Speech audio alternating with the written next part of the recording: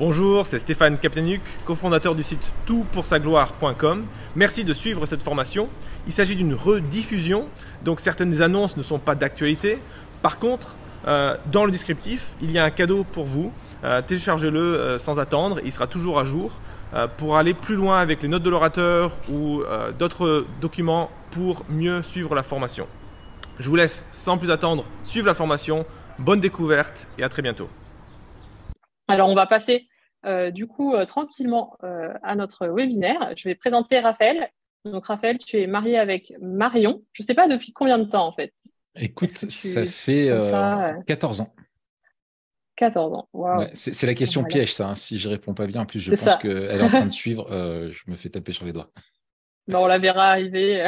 Voilà, c'est ça. 14 ans, ouais. 14 ans. 14 ans. Et Ouais. donc, vous avez 2 enfants.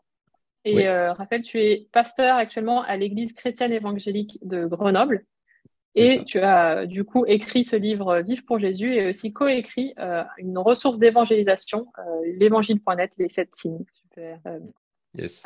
Et du coup, on va commencer avec la première question qui va nous aider à introduire ce Mhm. sujet. Qu'est-ce que la sanctification? Est-ce que tu peux Ouais. nous définir Ouais. sur- Alors, souvent, quand les gens parlent de sanctification, quand les chrétiens en parlent, souvent, on en revient à ce qu'on fait. La sanctification, c'est vraiment ce que nous faisons au quotidien pour progresser, voilà, à notre vie chrétienne. C'est pas faux, mais la Bible utilise le terme de plusieurs manières. La sanctification est un terme qui recouvre plusieurs choses.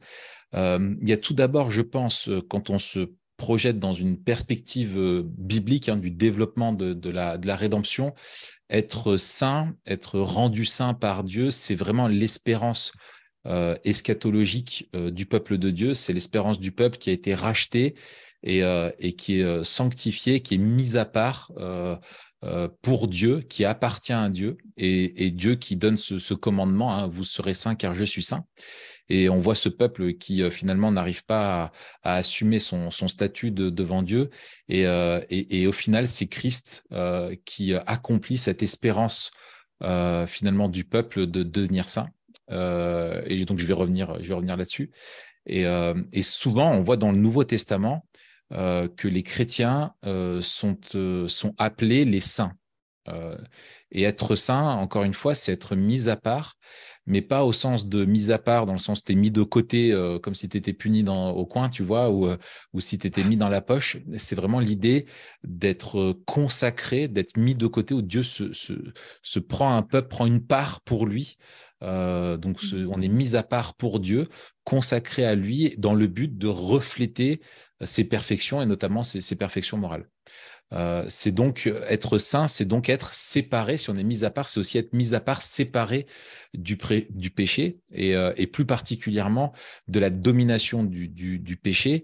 Parce que être saint, c'est avoir été racheté par Christ, avoir été sauvé par Christ, être uni à Christ. Je vais revenir là-dessus. Et du coup, être délivré de la domination du péché dans nos vies grâce à la régénération qu'a produit le Saint-Esprit. Donc, dans un sens, nous sommes sanctifiés d'une manière définitive lors de notre salut, car on a été déclaré saint en vertu de notre union avec Christ. Et les théologiens appellent souvent donc ce statut de sanctification définitive ou positionnelle, parce que nous sommes, du coup, étant unis à Christ, la sainteté de Christ devient la nôtre. Elle nous est imputée, quelque part, on pourrait dire, à cause de cette union. Et on a plusieurs textes qui évoquent ça. Par exemple, je lis 1 Corinthiens chapitre 1, verset 30. Or, c'est par lui que vous êtes en Jésus-Christ qui, de par Dieu, a été fait pour nous sagesse et aussi justice, sanctification et rédemption, afin que, comme il est écrit, que celui qui se glorifie dans le Seigneur. Un peu plus loin, Paul, au chapitre 6, verset 11, il dit, c'est ce que vous étiez, certains d'entre vous, il parle du comportement amoral et caractérisé par le péché, mais vous avez été lavés, vous avez été déclarés saints, vous avez été déclarés justes au nom du Seigneur Jésus-Christ et par l'Esprit de notre Dieu. L'auteur de l'Épître aux Hébreux dit la même chose. Il dit, c'est en raison de cette volonté que nous avons été rendus saints par l'offrande du corps de Jésus-Christ une fois pour toutes. Pierre dit que Christ, au chapitre 1, verset 2, nous a conduits à la sainteté par l'Esprit afin de devenir obéissants et d'être purifiés par le sang de Jésus-Christ, etc. Donc, en Christ, nous sommes consacrés à Dieu, nous sommes saints, et donc c'est une sanctification qui est de statut, c'est ce que nous sommes en Dieu. Elle peut pas être plus que ça. C'est comme la justification, nous sommes déclarés. Ça fait partie des déclarations de Dieu sur notre salut. Et Christ lui-même est décrit par Paul comme étant notre sanctification. Donc nous sommes saints en vertu de l'appel de Dieu et de notre union par la foi à Christ. Et cet état de consécration constitue le fondement à partir duquel nous allons grandir en sainteté et en piété dans nos vies et dans nos relations au monde, aux autres, etc. Et en fait, nous apprenons à vivre conformément à ce que nous sommes. C'est le deuxième sens, c'est ce qu'on appelle la sanctification progressive. Donc il y a la sanctification au sens définitif, qui est la déclaration en vertu de notre union à Christ, et ensuite ce qu'on appelle souvent dans l'usage la sanctification progressive, même si tous les textes utilisent des mots différents pour ça. Il ne faut pas juste rechercher le mot sanctification, mais la dynamique, c'est le fait d'être rendu conforme à ce que nous sommes en Christ. Et il y a un texte que je trouve qui fait bien le lien entre ces deux sens qu'on utilise pour la sanctification. C'est 1 Corinthiens chapitre 1, verset 2, où Paul dit, donc c'est dans son adresse, il dit à l'église de Dieu qui est à Corinthe, à ceux qui ont été conduits à la sainteté par Jésus-Christ, donc le statut, appelés à être saints, et à tous ceux qui font appel au nom du Seigneur Jésus, leur Seigneur et le nôtre. Donc, ceux qui ont été conduits à la sainteté et appelés à être saints, appelés à la sanctification, quoi. Voilà. Okay. Du coup, quand on voit dans la Bible vous êtes saint ou parler de la sanctification, il faudrait réussir à distinguer un peu entre Exactement. les deux. Il faut regarder en fait, c'est le contexte qui va nous aider à savoir. Et en fait, le sens de notre statut fonde le sens de la sanctification progressive. C'est vraiment un lien. C'est parce que nous sommes saints que notre comportement doit refléter la réalité de notre union avec Christ dans les lieux célestes. Super. Est-ce que du coup, tu peux préciser un peu qu'est-ce que tu entends par sanctification progressive? Ouais.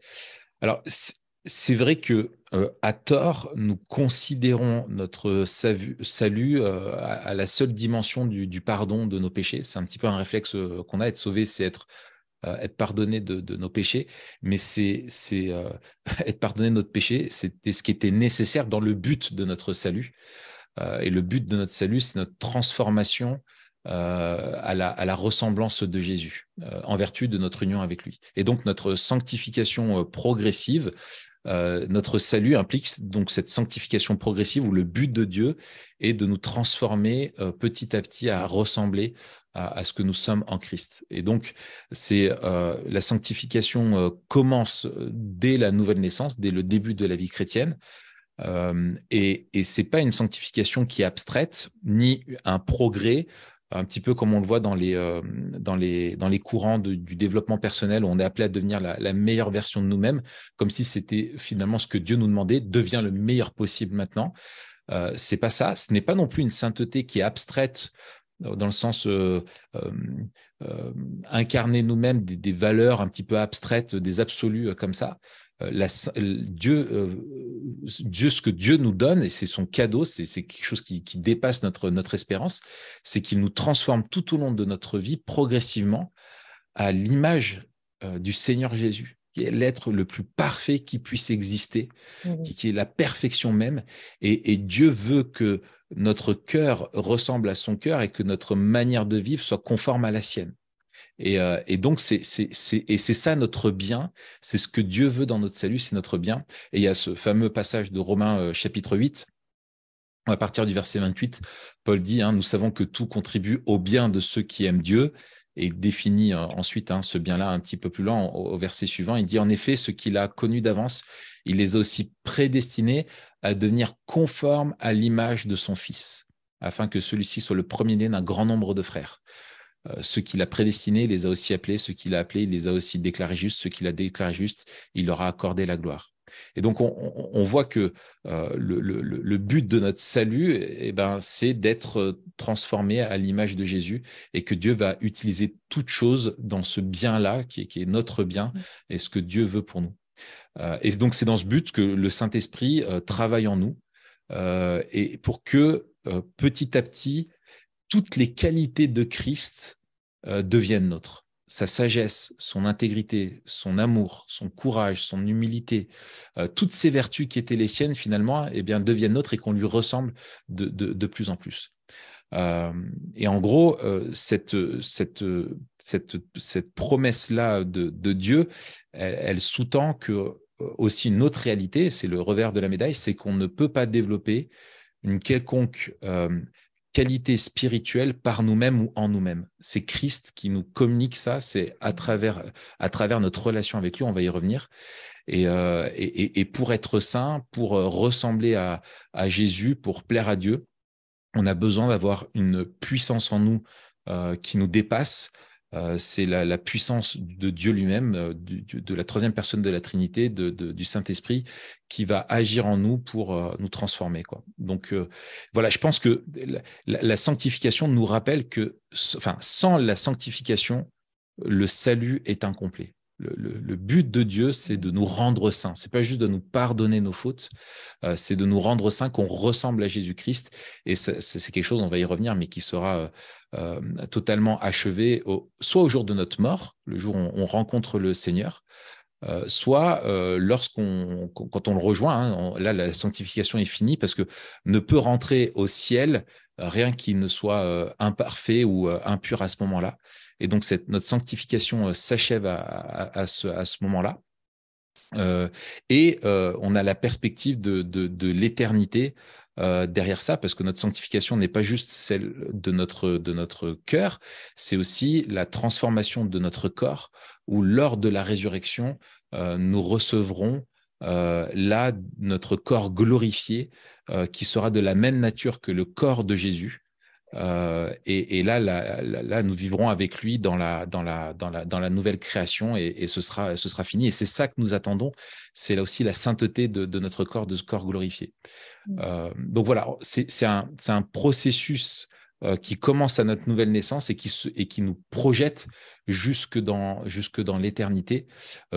C'est juste extraordinaire. Et aujourd'hui, si on vit cette tension entre notre nouvelle nature, le fait que nous sommes unis à Christ, et notre ancienne nature, et qu'on a ces luttes-là en nous-mêmes avec les tentations, les luttes, etc., un jour, nous avons l'espérance que ce sera fini, parce que nous aurons un corps glorieux. C'est ce que Paul développe dans tout le chapitre 15 de 1 Corinthiens, où ce corps glorieux ne sera même plus capable de concevoir, d'envisager le péché. Nous serons totalement délivrés de ça. Et c'est ce qu'il dit aussi en Philippiens 3, verset 21. Il transformera notre corps de misère pour le rendre conforme à son corps glorieux par le pouvoir qu'il a de tout soumettre à son autorité. Voilà. Donc, moi, là, j'y vois déjà un encouragement pour nous, tu vois. C'est que, justement, souvent, cette lutte pour ressembler à Jésus, elle nous fait souffrir, on est déçus, nos progrès nous semblent minimes, nos avancées timides, des fois on a l'impression de progresser, et en fait finalement on a l'impression en fait de revenir en arrière, on a l'impression de galérer, d'être embourbé, mais notre espoir, c'est qu'un jour nous serons parfaitement saints.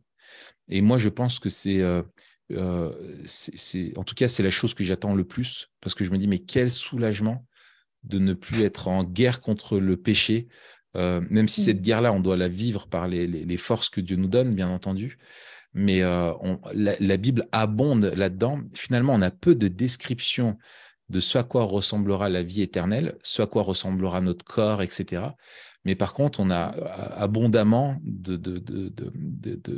d'informations pour nous encourager sur ce qu'on vivra en fait dans notre cœur vis-à-vis du Seigneur. Et je pense à 1 Jean chapitre 3, Bien-aimés, nous sommes maintenant enfants de Dieu, et ce que nous serons un jour n'a pas encore été révélé.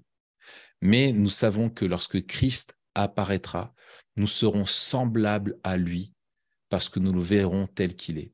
Toute personne qui possède cette espérance en lui se purifie comme lui-même est pur. Un jour, nous serons semblables à lui. Et ça, je trouve que c'est la plus grande promesse de la sanctification progressive. C'est qu'elle aura une fin. Ouais. Ouais. Ouais, c'est chouette et c'est un bon rappel aussi que ça fait partie du salut. C'est pas quelque chose qu'on fait si on a envie de s'améliorer. C'est pas du développement personnel, C'est mais ça. c'est aussi pour ça qu'on a été sauvé. C'est ça. Et Et j'ai vraiment aimé c'est pas le fait optionnel, quoi. aussi que c'est bon Mm, parce que souvent moi en tout cas quand je réfléchis à la sanctification, je réfléchis beaucoup aux efforts, tout ce que mm. ça va coûter. Mais en fait, c'est là le vrai bonheur, c'est de ressembler à Jésus. Et donc, Ouais, voilà, on veut, en fait, si on veut être plus heureux, on veut ressembler plus à ouais. Jésus. Et donc, Et, on veut ouais, grandir en sainteté. ouais. Et je pense que plus tu lui ressembles, plus tu es heureux. Et en même temps, tu vis ce dilemme où plus tu es, Mm. plus tu as de souffrance parce que tu vois de plus en plus ton péché comme lui le voit. Ouais. Non pas dans le sens qu'il t'accable de ton péché, mais tu en es de plus en plus sensible. Mm. Tu vois, à ton péché. Et c'est comme un chantier, tu vois, au début, tu commences avec le gros œuvre, et puis après, tu vas vers les finitions. Et en fait, au début de ta vie chrétienne, tu es sur des gros chantiers, et puis en fait, tu te rends compte que c'est finalement les mêmes chantiers, mais où ça s'affine. Tu vas toujours lutter avec Mm. l'orgueil, mais en fait, plus tu vas grandir dans ta foi, et plus tu vas aimer le Seigneur et vouloir lui ressembler, plus tu vas déceler dans ta vie ces formes d'orgueil hyper subtiles, tu vois, qui se manifestent et tu te dis, Ouais. oh purée, Mm. c'est une lutte permanente. Mais je pense que c'est vraiment essentiel de se rappeler que si ça fait partie de notre salut, ce n'est pas optionnel. C'est Ouais. pas le salut que Christ nous offre n'est pas juste un ticket pour la vie éternelle. Et si tu veux lui faire plaisir, comme tu vois, t'as le webinaire qui est gratuit pour tes PSG et en option, si tu veux faire un don pour soutenir tes PSG, c'est bien. Tu as le salut, il est gratuit et en option, si tu veux encourager le Seigneur, essaye de faire des progrès dans la sainteté. Non, Mm. ça ne fait pas c'est pas optionnel. Hébreux 12, je crois que c'est le verset 13, rechercher la sanctification sans laquelle nul verra le Seigneur. Et quelqu'un qui ne Mm. recherche pas la sanctification, qui ne veut pas ressembler à Jésus, il faut qu'elle se pose de grandes questions sur la question de sa vie chrétienne. Tu vois, est-ce qu'elle a compris Mm. vraiment ce qu'est le Ouais. salut et quand on ne voit pas de signe de cela, et on y reviendra sur le rôle de l'Église aussi dans la vie d'une personne, c'est un signe rouge, quoi. Quand on est attristé par le péché, c'est un voyant vert parce qu'on voit le péché Mm. comme Dieu le voit. Mais quand quelqu'un s'en fiche et ne cherche pas à le changer, c'est inquiétant. C'est inquiétant. Ouais. Ça pose une question. Mm. Mais du coup, j'ai l'impression que dans la Bible, il y a des passages qui parlent du fait que ce processus de sanctification va avoir lieu, mais là, en même temps, on parle du fait que il faut que les individus, les chrétiens individuels, se mettent un peu au travail. Donc, qui Ouais, est responsable de ce processus de sanctification? Est-ce que c'est moi? Est-ce que c'est Dieu qui est en train de faire cela? ouais. Eh bien, en fait, les deux, mon capitaine, mais dans un certain Ben ordre. voilà. Voilà, c'est ça comme ça. En fait, dans un certain ordre. C'est-à-dire que c'est d'abord Dieu. Notre sanctification, c'est l'engagement de Dieu dans notre salut. C'est son but. C'est lui qui souverainement nous sauve et c'est lui qui accomplit son dessein. Tous ceux qui l'a appelé, ils sont sanctifiés, ils seront glorifiés. Et pour moi, il y a une maxime. Alors, je me méfie souvent, tu sais, des petites phrases toutes faites par les Ouais. chrétiens qui sont souvent bancales, mais celle-là me plaît beaucoup. Elle dit Dieu t'aime tellement qu'il te sauve tel que tu es, mais il t'aime trop pour te laisser tel que tu es. Parce que son but, c'est que tu sois conforme à son Fils. Et donc, en fait, c'est d'abord le projet de Dieu, c'est lui qui nous transforme. Et ça, les textes abondent dans ce sens-là. On a 2 Corinthiens chapitre 3, verset 18, qui nous dit, nous tous qui sans voile sur le visage contemplons comme dans un miroir la gloire du Seigneur, nous sommes transformés à son image de gloire en gloire par l'Esprit du Seigneur. Donc, nous sommes transformés par l'Esprit du Seigneur. Et l'image est belle, c'est alors que nous le contemplons que nous sommes transformés de gloire en gloire. Aux Thessaloniciens, la première lettre, au chapitre 5, à partir du verset 23, donc Paul dit que le Dieu de la paix vous conduise lui-même à une sainteté totale, et que tout votre être, esprit, âme et le corps soient conservés irréprochables lors du retour de notre Seigneur Jésus-Christ. Celui qui vous appelle est fidèle, c'est aussi lui qui le fera. Donc là, clairement, c'est Dieu. Romains chapitre 6, verset 22, maintenant que vous avez été libérés du péché et que vous êtes devenus esclaves de Dieu, vous avez pour fruit la progression dans la sainteté et pour fin la vie éternelle. Donc, c'est une promesse que Dieu fait. Et pour tenir cette promesse, en fait, il faut être Dieu, quoi. Et pour tenir parfaitement une promesse, il faut être parfait, et Dieu seul l'est. Et c'est une promesse que Dieu nous fait, et on va voir que c'est le fondement après pour nos efforts. Et en fait, l'espérance de notre sanctification ne réside pas dans notre capacité à être de bons chrétiens, mais dans la capacité de Dieu à tenir ses promesses.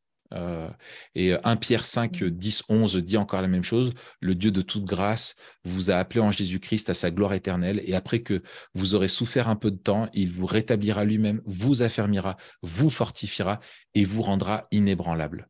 Donc on a cette perspective eschatologique, là encore, de Pierre face aux chrétiens qui sont dans la persécution, de dire tenez ferme, Dieu va agir, c'est celui qui vous a appelé et c'est lui qui au final vous rendra inébranlable. Donc notre sanctification, finalement, elle est fondée en Dieu, elle repose sur lui, elle est dépendante du coup de notre relation avec lui. En fait, elle est le fruit de cette relation, parce que c'est lui qui nous donne la sainteté. On ne peut pas la produire nous-mêmes. C'est quelque chose qui nous est donné, qui nous est communiqué par l'Esprit. Et ça, Pierre, par exemple, l'explique, hein, que Dieu nous donne toutes les ressources, et ça va faire le lien avec aussi notre rôle après, plus tard. Il dit, hein, en 2 Pierre chapitre 1, verset 3, que sa divine puissance nous a donné tout ce qui est nécessaire à la vie et à la piété, en nous faisant connaître celui qui nous a appelés par sa propre gloire et par sa force. Celle-ci, donc toutes ces choses nécessaires, nous assurent les plus grandes et les plus précieuses promesses. Ainsi, grâce à elles, vous pouvez fuir la corruption qui existe dans le monde par la convoitise et devenir participant à la nature divine. Donc, ça, c'est vraiment l'encouragement. Donc, pour résumer, notre sanctification, elle est l'œuvre de Dieu. Elle est le projet de Dieu dans nos vies. Et elle engage toute la Trinité. Le Père est à l'œuvre dans ses enfants pour créer le vouloir et l'agir selon son bon plaisir. C'est lui qui dit qu'il change nos désirs, etc. C'est lui qui la commande. Il veut la sanctification. Jésus a obtenu, a gagné par l'expiation, par son sacrifice à la croix, notre sanctification. Et il est devenu du coup notre sanctification. Nous sommes unis à lui. Donc, nous sommes déclarés saints grâce à lui. Il est encore celui qui est décrit par l'auteur de l'Épître aux Hébreux comme celui qui conduit notre foi à sa perfection, donc celui qui nous accompagne. Et puis, le Saint-Esprit est lui l'agent principal de notre sanctification. En fait, le rôle de l'Esprit, c'est de nous communiquer, de nous appliquer toutes les bénédictions obtenues par Jésus à la croix. Donc, il est l'agent principal de notre sanctification, et c'est lui qui va la produire. Et tous les fruits que nous portons dans notre vie, quand nous réussissons à obéir au Seigneur et à ressembler un peu plus à Jésus, c'est la preuve que l'Esprit agit en nous, parce que par nous-mêmes, nous ne pouvons rien faire, quoi. Donc, premièrement, Dieu produit notre sanctification, mais on voit aussi qu'on a beaucoup de textes où on voit que Dieu exige notre sanctification. Et en fait, on comprend par là que nous sommes responsables, Dieu nous responsabilise exactement aussi dans notre sanctification, et que la nature, la dynamique de la sanctification, elle est relationnelle. C'est Dieu qui nous communique et qui nous rend capables, donc qui nous responsabilise. Sinon, on n'aurait pas de commandement si on n'était pas, notre obéissance ne rentrait pas en compte, on n'aurait aucun commandement là-dessus. Et j'ai lu un peu plus haut, là, 2 Pierre au chapitre 1, verset 3, que sa divine puissance nous a donné tout ce qui est nécessaire à la vie et à la piété. Et au verset 5, Pierre dit, pour cette raison même, faites tous vos efforts. C'est vraiment, il appelle en disant, vous êtes responsable, vous pouvez tout donner, donnez tout, donnez votre max. Et encore une fois, si Dieu ne nous demandait pas ça, on pourrait se dire, en fait, ça dépend de lui et nous, on est simplement passif. Mais non, il y a une part vraiment active et nous avons énormément de commandements qui nous encouragent à rechercher la sanctification. Je prends 1 Thessaloniciens au chapitre 4 à partir du verset 3. Ce que Dieu veut, c'est votre progression dans la sainteté. C'est que vous vous absteniez de l'immoralité sexuelle, c'est que chacun de vous sache garder son corps dans la consécration et la dignité, sans se livrer à la passion du désir, comme les membres des autres peuples qui ne connaissent pas Dieu. C'est que personne dans ce domaine ne fasse de tort à son frère ou ne porte atteinte à ses droits. Parce que le Seigneur fait justice de tous ses actes, comme nous l'avons déjà dit et attesté. En effet, Dieu ne nous a pas appelés à l'impureté, mais à la consécration. Donc, nous avons un rôle qui est, si je veux être un peu plus clair, un rôle qui est à la fois passif et actif. Passivement, nous devons avant tout croire et saisir les promesses de Dieu. Nous devons faire confiance à Dieu pour nous sanctifier. Et la question de la sanctification, comme de notre salut et de l'assurance de notre salut, engage avant tout notre foi. Et notre foi qui repose sur Dieu. Et activement, nous sommes appelés à faire ce qu'il faut, à être responsables, à faire ce qui est juste. Et c'est ce que dit l'apôtre Paul là, que chacun de vous sache garder son corps dans la consécration et la dignité, etc. Donc c'est clair, les apôtres et Jésus lui-même le premier ne cachent pas la réalité de la difficulté de vivre la sanctification dans un monde qui est caractérisé par le péché et avec notre ancienne nature où nous avons toujours cette nature d'Adam. Nous attendons ce nouveau corps et le péché ne domine plus sur notre vie, mais il demeure en nous encore. Donc il y a cette guérilla dans notre cœur qui se livre et la sanctification exige que nous marchions sur le chemin étroit, comme Jésus nous y appelle. Elle nous engage dans un combat qui peut être vraiment violent contre les 3 grands ennemis de la vie chrétienne qui sont l'amour du monde, l'influence de Satan et le péché en nous, les convoitises persistantes de notre ancienne nature. Et donc, qui dit combat, dit blessure, dit bataille perdue, dit bataille gagnée aussi, bien entendu.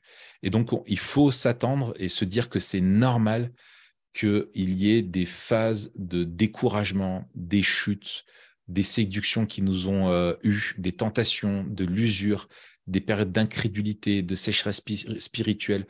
C'est parce qu'on va toujours être en lutte contre ça. Et cette bataille, encore une fois, moi j'insiste là-dessus, souvent je rencontre des personnes qui sont découragées, et moi-même je peux être découragé, et ça m'encourage de me rappeler ce que je vais dire, mais je rencontre des personnes qui me disent « mais j'en ai marre de lutter contre ce péché, j'essaye, et puis il y a ça, et ça revient », mais on voit les gens, ils sont actifs.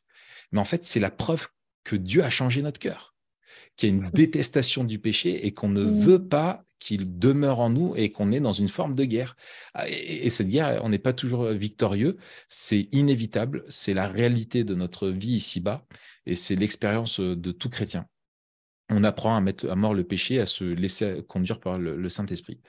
Donc, et la seule constance qu'on va avoir dans notre sanctification, c'est notre inconstance. On va osciller comme ça. C'est pas une courbe progressive. Il va avoir des périodes faciles, des périodes plus difficiles, des victoires, des échecs, des sentiments de régression, de vrais progrès, de vraies victoires, de vraies délivrances. Mais petit à petit, notre acuité va grandir et on va se battre contre des choses toujours plus cachées peut-être dans notre cœur, quoi. Donc, elle n'est pas facile, la sanctification, mais elle est possible. Elle est possible parce que, en fait, Dieu vit en nous par son esprit. Et si le péché est toujours présent dans notre vie, il n'est plus le maître, il n'a plus l'autorité. nous avons l'Esprit qui est là, nous avons toutes les armes que Dieu nous communique pour lutter contre le péché. Et voilà, donc voilà, il faut continuer de se battre. Et peut-être pour être plus précis sur notre rôle, finalement, il est assez simple à comprendre. C'est que dans la part active, nous avons deux choses à faire qui sont les deux facettes d'une même pièce. Et il ne faut pas l'oublier. Souvent, on ne voit qu'une facette qui est le fait de lutter contre le péché, de lutter contre les tentations. Et on oublie l'autre facette qui est de cultiver la vie nouvelle que Dieu nous a donnée. Et selon comment on comprend la sanctification, en fait, si on voit que le côté lutte contre le péché, c'est décourageant, quoi. Si tu dis la vie chrétienne, c'est que ça, c'est terrible. Mais nous sommes appelés à cultiver, on ne la produit pas cette vie, mais à cultiver la vie que nous avons reçue en Christ. Et il y a un texte, alors on a lu Thessaloniciens qui évoque ça, mais dans Colossiens au chapitre 3, Paul l'exprime vraiment d'une façon merveilleuse. Je vais lire les 8 premiers versets. Donc du chapitre 3 de Colossiens, Paul dit « Si donc vous êtes ressuscités avec Christ, recherchez les choses d'en haut. » Voilà, cultivez la vie nouvelle que nous avons en Christ. Où Christ est assis à la droite de Dieu. Attachez-vous aux réalités d'en haut et non à celles qui sont sur la terre. En effet, vous avez connu la mort et votre vie est cachée avec Christ en Dieu. Quand Christ, votre vie, apparaîtra, alors vous apparaîtrez aussi avec lui dans la gloire. Paul, il dit chercher les choses d'en haut, il projette dans l'eschatologie la finalité de la sanctification. Et ensuite, faites donc mourir en vous tout ce qui est terrestre, donc à ce qui appartient à notre ancienne nature, l'immoralité sexuelle, l'impureté, les passions, les mauvais désirs et la soif de posséder qui est une idolâtrie. C'est à cause de cela que la colère de Dieu vient sur les hommes rebelles. Vous aussi, autrefois, lorsque vous viviez parmi eux, vous marchiez dans ces péchés. Mais maintenant, renoncez à tout cela, à la colère, à la fureur, à la méchanceté, à la calomnie, aux grossièretés qui pourraient sortir de votre bouche. Donc, on voit qu'il y a ce côté positif de cultiver la vie nouvelle que nous avons en Christ, en gros, nous nourrir de notre salut, nous nourrir de l'évangile, et en même temps, qui va en fait nous aider à tenir et à mettre à mort le péché. Et en fait, les deux sont un peu comme des vases communicants, quoi. Tu vois, il y a quelque chose d'organique là-dedans. Ouais. Nous vivons la vie que Christ nous donne et nous faisons mourir ce pourquoi il est mort. J'aime bien me rappeler, voilà, on appelait à vivre ce pourquoi, c'est la vie que Christ nous a donnée, et on fait mourir ce pourquoi lui il est mort, c'est-à-dire notre péché. Et donc, notre responsabilité va être de développer tout ce qui va nous permettre de nous attacher à lui. Donc, toute la question de la piété personnelle, de la méditation de la parole, de rechercher, de contempler, de s'émerveiller de qui est Jésus-Christ. Et je sais, j'ai écrit une recommandation là pour un livre qui va bientôt sortir chez BLF de Paul Tripp là, sur l'émerveillement. J'ai même pas retenu le titre, mais Stéphane nous dira peut-être tout à l'heure, le titre nous rappellera. Excellent livre sur l'émerveillement. Voilà. Et puis le fait de livrer la guerre sans merci à son péché, et ça on le verra dans un prochain webinaire ensemble, Dieu voulant. Donc pour conclure sur ce point-là, je trouve qu'il y a une métaphore moi qui m'aide, moi qui déteste le jardinage. Et j'ai quand même voulu avoir un petit jardin pour le bien des enfants, et merci Seigneur, on l'a eu. Mais en fait, on a des haies de jardin, tu sais. Alors heureusement, on n'en a pas beaucoup, mais on a des haies de jardin. Et en fait, c'était pas du tout entretenu. Enfin bref, voilà, c'était un peu la jungle. Et en fait, elles sont infestées de ronces. Et en fait, les ronces, si tu t'en occupes pas, en fait, tu crois qu'elles sortent juste, mais en fait, elles tombent. Et en fait, après, elles rampent dans l'herbe. Et j'ai découvert que les ronces pouvaient aller jusqu'au milieu du jardin en rampant dans l'herbe. Et je me dis, mais c'est un truc de fou. Et en fait, qu'est-ce que je dois faire dans mon jardin? Eh ben, je dois faire deux choses. Je dois cultiver les bonnes plantes, et je dois arracher les mauvaises. Et si je le fais pas, les mauvaises plantes empêchent les bonnes plantes de pousser. Et plus j'arrache les mauvaises plantes, plus je laisse de la place pour que les belles plantes se développent. Et donc finalement, la sanctification, c'est comme le jardinage, quoi. Il faut cultiver les bonnes choses, tout ce qui est tout ce que nous avons en Christ, et arracher tout ce qui appartient à notre ancienne nature, les mauvaises habitudes, les péchés tenaces, etc. Ouais. C'est vrai, et ça aide, je trouve, vraiment à réfléchir comme ça, pas seulement à ce à quoi on dit non en tant que chrétien, mais aussi, voilà, à quoi est-ce que Dieu nous appelle. J'aime bien ce passage à la fin d'Éphésiens où il parle de celui qui volait, qui ne vole plus, mais qui Exactement. travaillent pour pouvoir donner C'est ça. généreusement Ouais, à ouais. d'autres. Et donc, c'est Ouais. pas juste on arrête de voler et on se dit, bon, bah voilà. Mais en fait, c'est qu'on rate aussi des belles œuvres que Dieu Ouais. C'est ça. a prévues pour C'est nous. ça. C'est pas juste arrêter de Donc, faire le mal, mais vivre selon ce qu'on a reçu, quoi. Faire le bien qui nous est demandé. Ouais, ouais. ouais. Excellent. Il y a Stéphane dans le chat qui dit le titre du livre, c'est Créer pour s'émerveiller. Voilà, c'est celui-là. Qui va Merci sortir Stéphane. ce Voilà. livre. Précommandez-le quand il paraîtra. C'est très bon. Paul Tripp, c'est très bon. Alors j'ai une question du coup par Ouais. rapport à tout ce processus. Est-ce qu'il n'y aurait pas un danger d'individualisme? Parce qu'on se concentre sur notre péché, Mm, on se concentre sur notre marche avec Jésus, en quoi nous on peut ressembler. Mais mm. voilà, on sait qu'on est appelé aussi à être un peuple. Il y avait aussi quelqu'un dans le chat qui parlait de sanctification communautaire. Est-ce qu'il y a quelque Mm. chose quand même à vivre ensemble? Ouais. Alors complètement, et c'est essentiel de se rappeler ça. Et c'est vrai que nous, les évangéliques, nous sommes de gros individualistes. On est vraiment marqués par ça. C'est mon salut, mon Jésus, ma Bible, ma prière et ma lutte à moi finalement, quoi. Et bon, on est le fruit aussi de notre époque. Hein. Forcément, on est impacté par ça.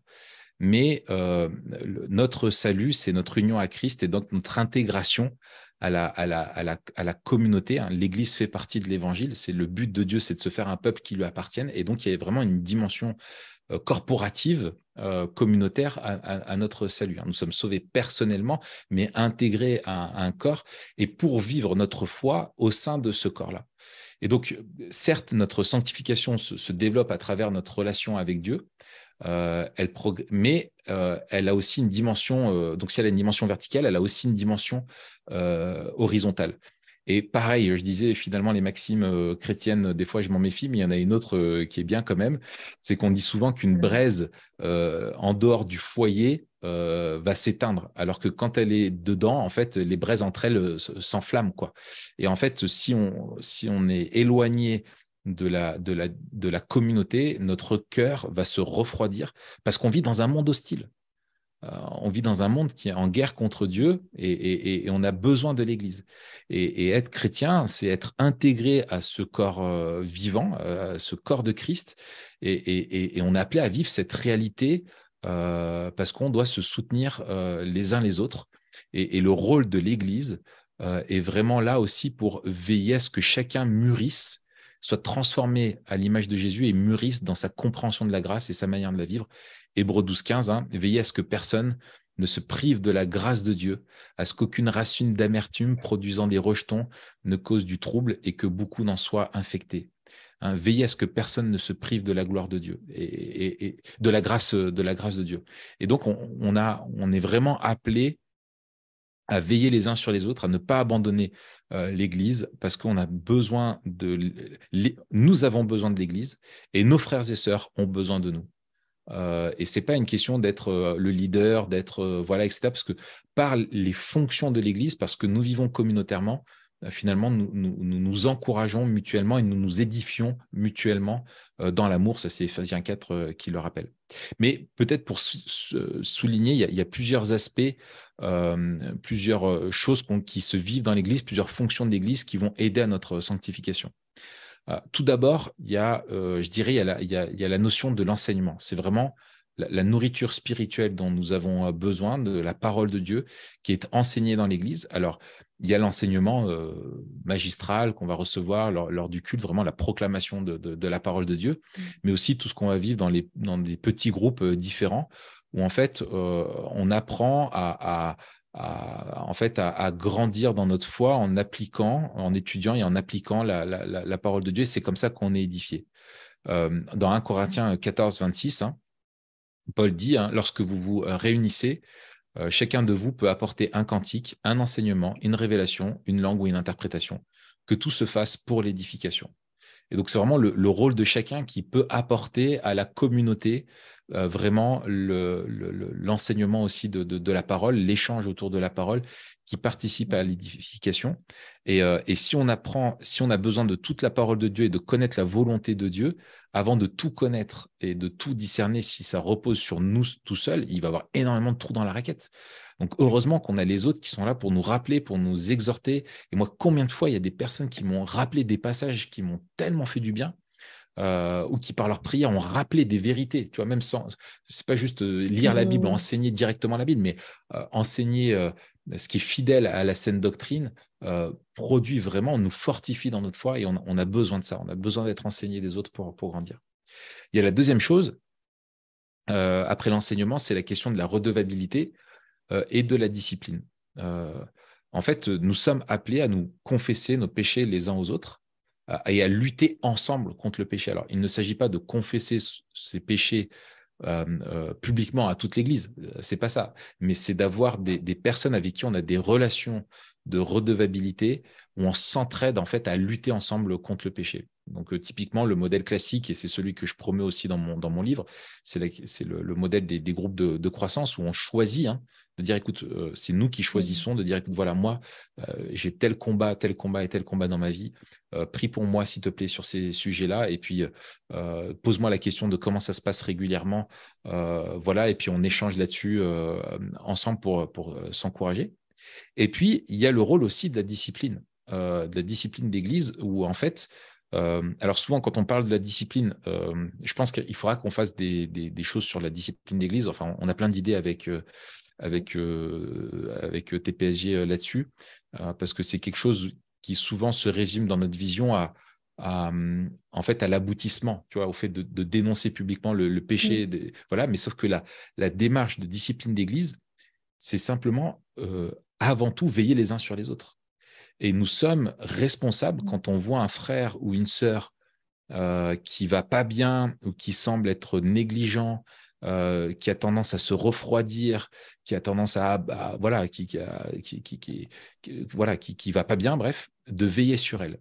Et ça va être veiller sur elle pour l'encourager, mais si on voit qu'il y a du domaine du péché aussi, eh ben en fait c'est de l'encourager à dire attends, mais là il y a quelque chose qui va pas, bats-toi, et comment est-ce que je peux t'aider, comment est-ce qu'on peut être solidaire là-dedans pour chercher à persévérer dans la foi. Donc il faut qu'on veille sur les autres. Après, bien sûr, il y a une étape qui est beaucoup plus solennelle et discriminante plus tard, qui intervient quand il y a un péché qui est manifeste et que la personne ne veut pas s'en repentir et qu'elle est clairement dans le camp de son péché et pas dans le camp de Christ contre son péché, où là, on va s'interroger, comme je le disais plus tôt, sur la réalité de son salut. Et encore une fois, là, le but de la discipline d'église, c'est de créer l'électrochoc comme un moyen de grâce pour que la personne puisse revenir et se repentir.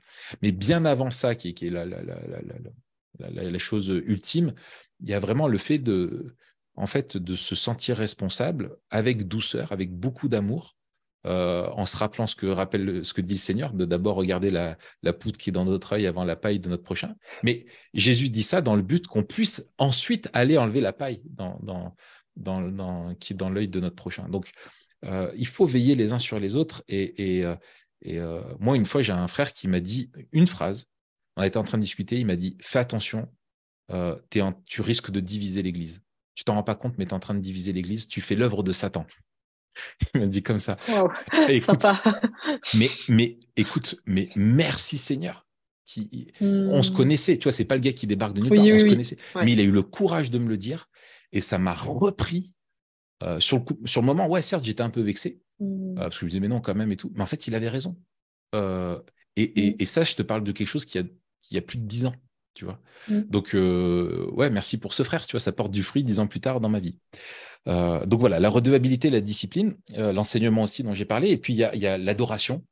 En fait, l'Église locale offre un lieu où on rend un culte à Dieu, où on cherche ensemble les choses d'en haut, où on tourne nos yeux vers Dieu, et en fait, comme Paul disait, que tout se fasse pour l'édification. Et en fait, quand on est ensemble en train de louer le Seigneur, on s'exhorte et on s'édifie ensemble dans notre amour de Dieu, et ça participe à notre sanctification. Et puis, bien sûr, il y a la vie communautaire. J'en ai déjà parlé un petit peu en filigrane, hein, mais en fait, la communauté des disciples de Jésus se soutiennent mutuellement dans leur marche avec Dieu et nous sommes responsables les uns des autres. Et donc, cette vie communautaire-là, ordinaire, elle est essentielle.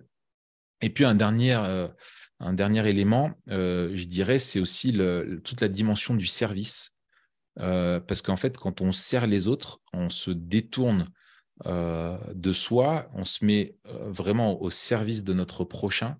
On est là pour mettre notre foi en pratique, notre amour en pratique. Et en fait, ça participe à notre transformation. Et c'est ce que Paul dit dans Galates 5,13, soyez les uns les autres des serviteurs par amour.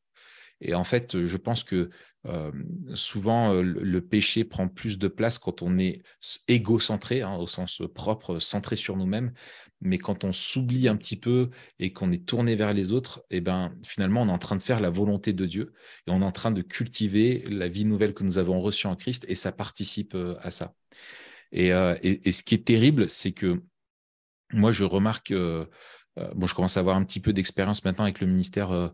Ça fait 10 ans, j'ai dépassé les 10 ans. En fait, j'ai remarqué qu'il y a des chrétiens qui sont toujours en marge de la vie communautaire, des relations fraternelles, de la vie d'église. Quand tu grattes un petit peu, tu te rends compte que leur attachement à la parole est pas si grand que ça. Ils lisent pas beaucoup les Écritures. Ils ont une vie de prière qui est à plat. Et puis, ils se mettent dans des situations de dingue. Des situations inextricables avec le péché ou dans leur couple, ça part complètement dans tous les sens. Enfin, bravo, voilà, ces situations critiques. Et en fait, ils viennent te voir et ils espèrent que tu vas leur donner le conseil, tu vois, ou la parole, tu vois, prophétique qui va débloquer la situation ou la prière magique, quoi. Tu vois, c'est presque. Enfin, pour certains, j'ai vu presque la superstition, quoi. C'est vite, je viens de voir et voilà, comme tu allais voir le curé en espérant qu'il va te donner l'absolution et que tu vas pouvoir repartir, nickel. Et en fait, moi, ce que je dis, écoute, tu sais ce qu'il faut. Attache-toi à la vie communautaire, participe à la vie d'église, développe des relations fraternelles avec les autres. Lis la parole, prie. Enfin, tu vois, il dit voilà, moi j'ai rien de magique à te proposer. Simplement, fais ce que Dieu te demande de faire. Recherche les choses d'en haut, mets ça en œuvre, et puis on va voir ce que ça va produire dans ta vie, quoi. Et c'est pour ça qu'il faut pas attendre que ce soit trop tard, parce que des fois les conséquences de notre péché elles sont irrémédiables, hélas, mais de persévérer dans notre vie chrétienne, c'est fondamental, quoi. C'est la vie chrétienne ordinaire, en fait, dont on a vraiment besoin. Il n'y a rien d'extraordinaire. C'est les moyens ordinaires de la grâce que Dieu nous a communiqués, dont il ne faut pas se priver. Et ouais, ce que tu t'écris aussi de la vie communautaire, c'est plus que la réunion du dimanche, d'aller écouter un message et chanter. À la rigueur, ça remplit une partie, l'enseignement, l'adoration, mais ce que tu parles, c'est beaucoup plus global. C'est vraiment une vie communautaire où on se connaît les uns les autres, où on connaît nos vies. D'autres personnes connaissent nos vies pour pouvoir aussi nous encourager, nous reprendre. C'est ça. C'est ça. Et je pense que ça, c'est un vrai défi pour nos églises. Ouais. Et en fait, moi, pour avoir expérimenté des églises où on vit vraiment ensemble et on s'encourage, je trouve que c'est un bienfait énorme. Et je me dis des fois, mais voilà, comment je ferais si c'était juste moi, ou même si j'allais juste le dimanche écouter une prédication. Ce serait bien, mais ce serait largement insuffisant pour toute la lutte qui correspond à la vie chrétienne, quoi. Ouais. Et ça, c'est terrible avec l'effet du Covid où maintenant, tu sais, t'en as plein qui font les cultes par Zoom et en disant ça suffit parce que j'ai ma dose de louange, je peux chanter dans mon salon, je peux. Voilà, et c'est catastrophique. C'est catastrophique. Ouais. Super, on va continuer du coup avec une question. Qu'est-ce que Dieu utilise pour nous sanctifier? On va entrer dans le concret du coup. Ouais. Alors, il y a en fait, Paul le dit en Romains, nous savons que tout contribue au bien de ceux qui aiment Dieu et notre bien, c'est de nous transformer à l'image de son Fils. Donc en fait, la réponse, elle est simple. Qu'est-ce que Dieu utilise pour nous sanctifier? Tout. Et finalement, mais c'est un peu contre-intuitif parce que on a l'image que en fait c'est ton temps de culte personnel qui va te sanctifier, ou le temps du culte communautaire uniquement que Dieu va utiliser.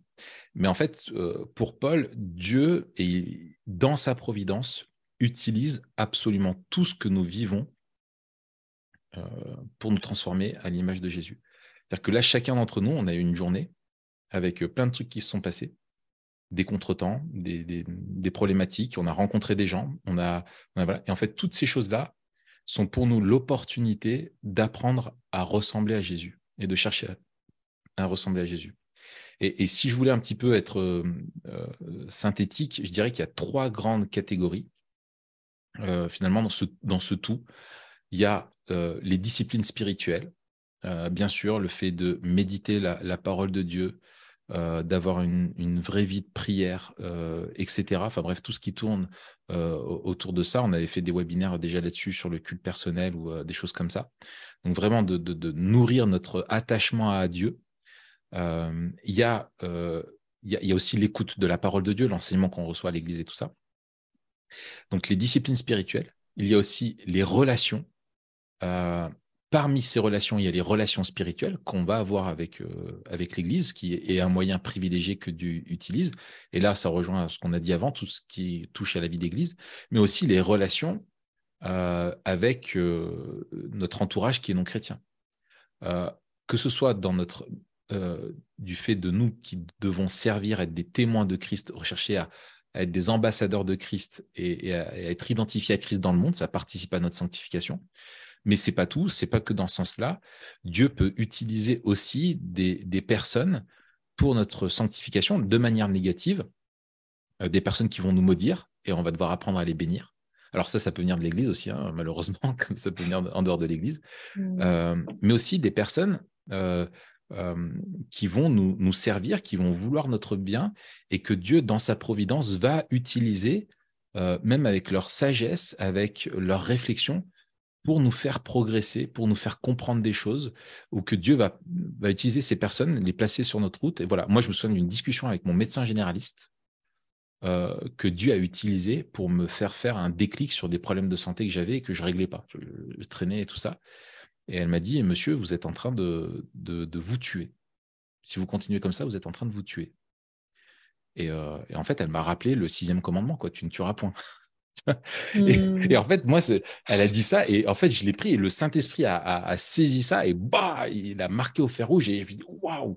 Et j'ai entendu la voix de Dieu à travers le médecin, en me disant là, t'arrêtes, il faut que tu prennes ta santé en main. Bon, waouh, voilà. Et bref, voilà, Dieu va utiliser toutes nos relations et les différentes natures de relations, même les relations dans le contexte du travail, hiérarchique, quand on doit se soumettre à notre supérieur, quand on est nous-mêmes, qu'on a des subalternes, comme on les traite, etc. Et puis, donc, les disciplines spirituelles, les relations spirituelles, et même celles qui ne sont pas a priori spirituelles, mais il y a une dimension spirituelle dans toute relation, tout est spirituel. Et les circonstances. Là, c'est vraiment la providence de Dieu, c'est les gens que Dieu va placer autour de nous, les épreuves, le retard du bus, l'embouteillage, les choses qui réussissent, finalement, voilà, tout Dieu utilise tout ça. Et donc la gymnastique, pour nous, ça va être de dire, mais comment ces choses-là, qu'est-ce que le Seigneur me montre dans cette situation qui doit mourir, qu'est-ce qui de mon ancienne nature doit mourir, comment je dois renoncer à moi-même, et comment je dois chercher à laisser la vie de Christ se manifester dans cette situation dans ma vie. Comment chercher à ressembler à Jésus, et comment le Saint-Esprit va me fortifier pour que je fasse la volonté de Dieu là-dedans, quoi. Voilà. Ouais. C'est encourageant dans un sens de se dire que toute situation est une porte ouverte à grandir à l'image de Christ. Toute relation, toute discussion peut nous apprendre des choses. Ouais. Mais dans l'expérience, on a l'impression parfois que c'est un peu l'inverse, que toute situation est plutôt une occasion de péché, et qu'on voit de plus en plus, même les gens, on peut avoir l'impression que c'est des occasions de péché. Et comment tu peux nous encourager? Donc on arrive à la fin de la partie un peu plus formelle du webinaire. comment tu peux nous encourager à ne pas nous décourager dans cette marche qui semble si difficile parfois? Ouais. Alors, c'est vrai que ça peut nous sembler décourageant, mais je pense que c'est pour ça qu'on a besoin aussi de revisiter notre vie à la lumière des Écritures au quotidien. Parce que si on se prive justement des canaux que Dieu utilise pour déverser sa grâce dans nos vies et nous aider à chercher les choses d'en haut, en fait, on va être découragé. Et notamment tu vois, dans notre vision, par exemple, du travail ou de nos enfants, de nos parents, de nos collègues de boulot, de nos amis, etc., où on va développer une vision qui va être trop humaine et trop personnelle. On va plus les voir comme Dieu les voit. Et du coup, ne plus vivre comme Dieu veut. Bon, voilà. Mais voilà, ça, je pense que c'est important qui va nous aider. Mais, et je l'ai écrit dans le livre, il y a quelque chose, moi, que j'ai compris et qui, pour moi, est là, pour le coup, c'est presque un secret spirituel, tu vois, d'avoir compris ça. Je me dis, waouh, ça m'a tellement aidé dans ma vie. C'est que, en fait, pendant des années, je priais en disant, mais Seigneur, je veux plus commettre ce péché et je te promets que je vais plus le faire et maintenant je m'engage à t'obéir et je sais que si tu demandes, tu nous dis que si nous demandons selon ta volonté, alors tu nous exauceras et moi je veux être saint, tu veux que je sois saint, donc donne-moi la force d'y parvenir et voilà. Et en fait, badaboum, quoi. Tu vois, que ce soit le lendemain ou une semaine après ou 6 mois après, voilà, tu recommets les mêmes choses, tu retrouves les mêmes tricks. Il est revenu, tu sais, comme c'est l'hier, là, je te disais, qui ont rampé dans l'herbe, t'as pas vu, t'as pas fait gaffe, Ouais. et d'un coup, ça ressurgit, tu dis, attends, mais comment j'en suis arrivé à me recomporter comme ça, là, ça va pas, Mm. quoi. Et du coup, tu dis, mais attends, c'est quoi le problème? Est-ce que c'est Dieu qui est pas puissant, pas assez puissant? Est-ce qu'il ne tient pas ses promesses? Ou est-ce que mon péché, en fait, est plus fort et Dieu ne peut rien faire contre ce péché-là? Et pourquoi, si on demande selon sa volonté, il veut qu'on soit saint, on demande à être saint, et pourquoi est-ce qu'on ne l'est pas? Et en fait, il m'a fallu vraiment beaucoup de temps pour comprendre ça. Mais en fait, ça m'a libéré, c'est tout simple. Dieu ne veut pas qu'on lui fasse de grandes promesses. C'est tout bête, hein. Mais Dieu ne veut pas qu'on lui fasse de grandes promesses. Et en fait, Dieu ne veut pas qu'on l'implore aujourd'hui pour notre obéissance de demain, qu'on fasse des promesses pour demain. Mm. C'est demain qu'on devra l'implorer pour l'obéissance de demain. Aujourd'hui, Dieu veut qu'on s'engage à être obéissant aujourd'hui. Et en fait, demain, on va recommencer, ça va être la même chose. Et en fait, on a cette idée que Dieu travaille en nous un peu à coup de baguette magique, ou que la prière est magique. On se prend un engagement, on fait un vœu, Dieu nous dit, fais une promesse, et c'est une promesse magique. Mais c'est pas comme ça que Dieu fonctionne. Comme je le disais plus haut, il veut notre sanctification progressive découle de notre relation avec lui, de notre intimité avec lui. Et donc, en fait, c'est dans le quotidien, c'est dans le présent uniquement que se vit, la sanctification, quoi. Et donc, si y a des gens qui luttent avec un péché récurrent, moi, je leur dis, je vous encourage, enfin, s'il y en a qui luttent avec un péché récurrent, nous luttons tous avec des péchés récurrents, et moi, je vous encourage à ne pas demander l'obéissance pour toujours, mais pour aujourd'hui. Et demain, il faudra reformuler la supplication et le remercier pour l'obéissance qu'il y a eu, quoi.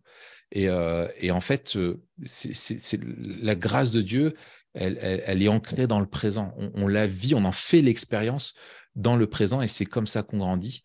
Et en fait, c'est d'accepter que notre sanctification on n'est pas responsable de demain. Demain aura soin de lui-même.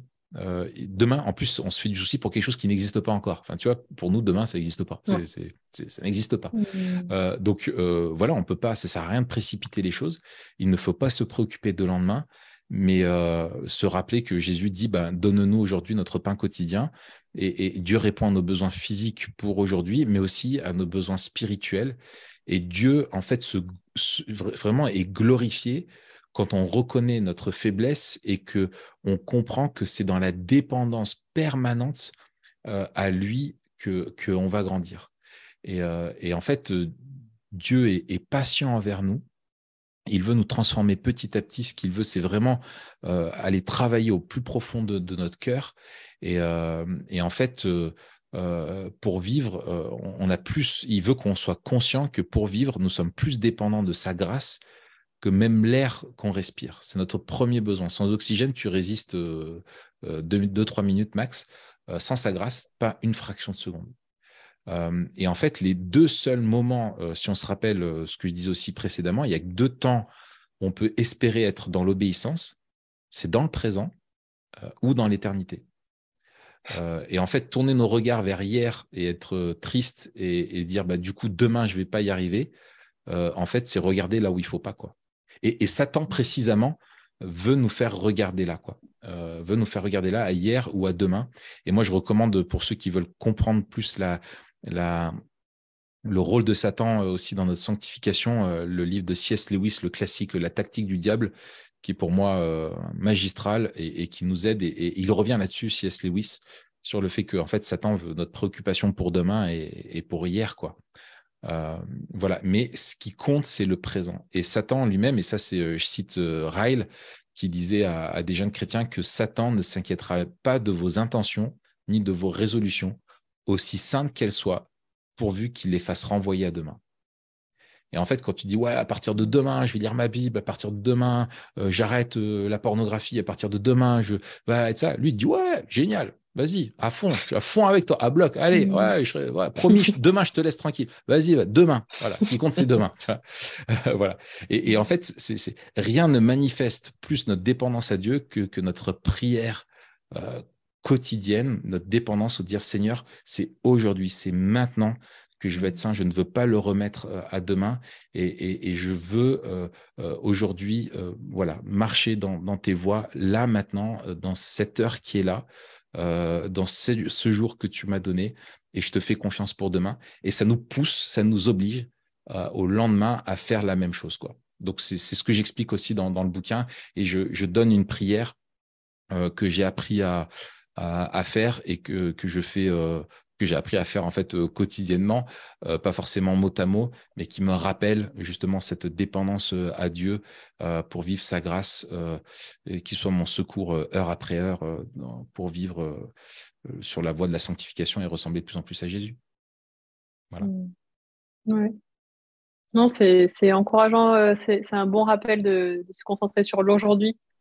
Qu'est-ce que je peux faire vraiment là aujourd'hui et comment je peux dépendre de Dieu aujourd'hui.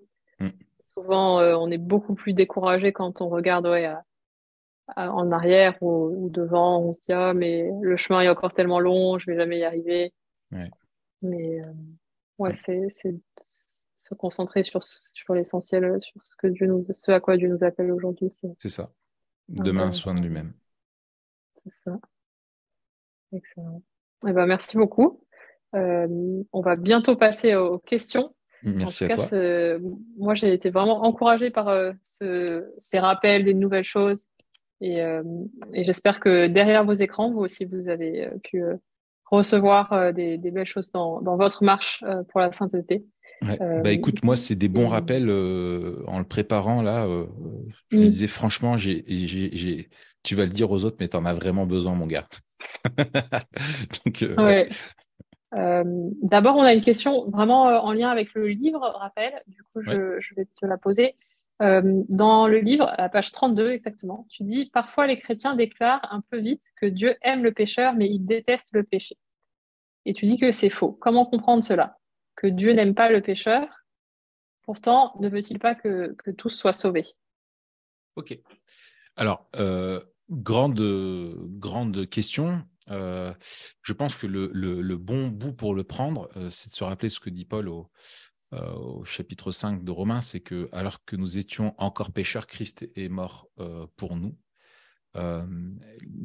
Le contexte pourquoi je dis ça, c'est que souvent on veut, il y a la tentation de se désolidariser de notre péché.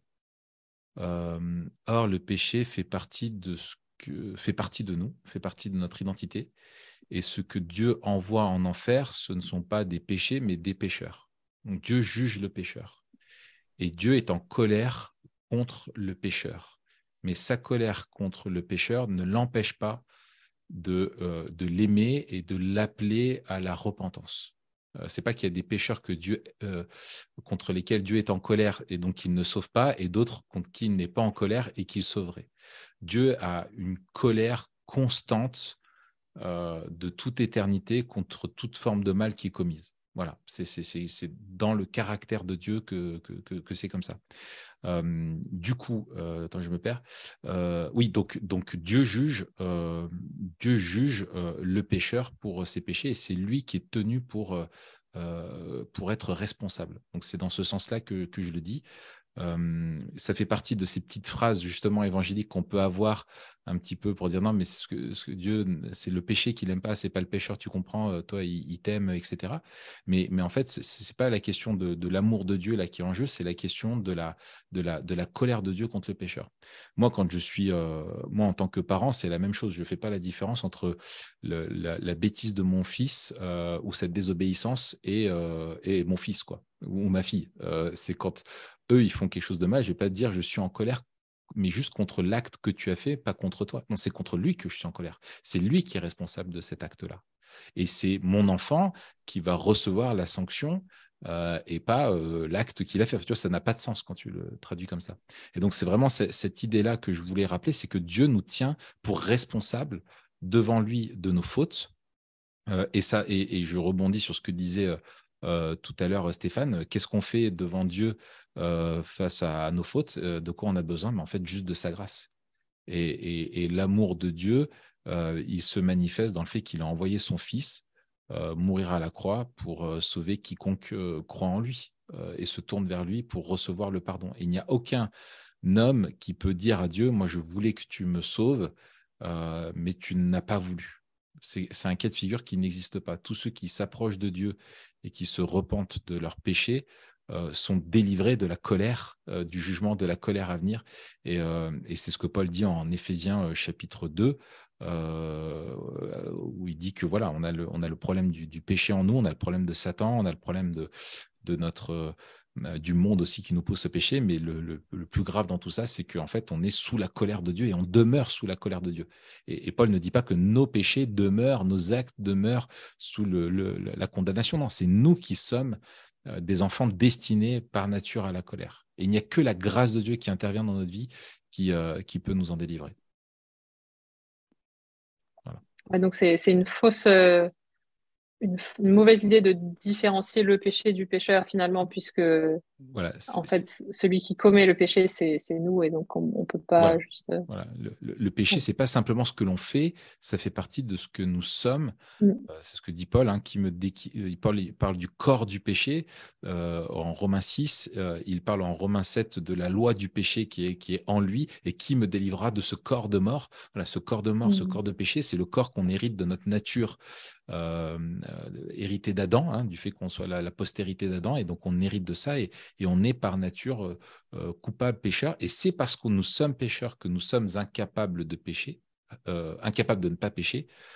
C'est pas parce qu'un jour on a commencé à pécher qu'on est devenu pécheur. Non, c'est parce que nous sommes incapables de ne pas pécher, que nous avons besoin du salut et d'un corps nouveau, d'un salut qui soit complet, qui touche tout notre être, et c'est le cadeau que Dieu nous fait en Christ. On a encore pas mal de questions sur le péché, mais on va les garder un peu de côté parce que, comme tu mentionnais, Raphaël, on a un autre webinaire qui est prévu, donc le 4 juin, sur la lutte contre le péché. Donc, on va rester assez général ici ce soir sur le péché, mais si jamais on va peut-être juste essayer de résumer une question générale. J'essaie de reprendre plusieurs questions sur le péché. Et en gros, est-ce que un péché récurrent ou un péché grave dans nos vies est en train de nous freiner dans notre sanctification? Et pourquoi est-ce qu'on peut dire que en fait on peut pas continuer à pécher et progresser dans la sanctification en même temps? Ouais. Alors là, je vous encourage à vous rapprocher de vos responsables d'église. Et je dis ça en rigolant, mais à moitié, parce que chaque cas est unique. Et la réponse que je vais faire va être très générale. Il faut voir vraiment vraiment ce qu'on entend par péché récurrent, qu'est-ce qu'il y a derrière. C'est très large. Est-ce que c'est vraiment du péché de l'ordre de la quotidien, etc., etc. Enfin, ou est-ce que c'est quelque chose qui revient régulièrement est-ce que c'est un vice est-ce que c'est une habitude pécheresse qui est vraiment là, ou est-ce que c'est enfin voilà, il y a plein de questions et il faudrait vraiment discuter de ça avec chacun, et donc discuter de ça avec quelqu'un qui est mûr autour de vous et qui peut vous accompagner là-dessus. Je dirais que il y a plusieurs choses. Déjà, il faut faire la distinction entre le péché et la pollution du péché qui est en nous et les péchés. Le péché, c'est ce dont je parlais tout à l'heure finalement. C'est ce qui fait partie de notre nature. Nous sommes pollués par le péché. Il est en nous. Il fait partie de cette nature que nous avons. Et il va donc, et c'est à dessein que les théologiens parlent de pollution, il va contaminer absolument tout ce que nous faisons. Nos pensées, nos paroles, nos actes vont être manifestés par ça. Donc en fait, le péché est toujours présent en nous. Finalement, on va retrouver des formes, il va produire des symptômes, il va contaminer absolument tout. Et donc, nous allons produire des péchés.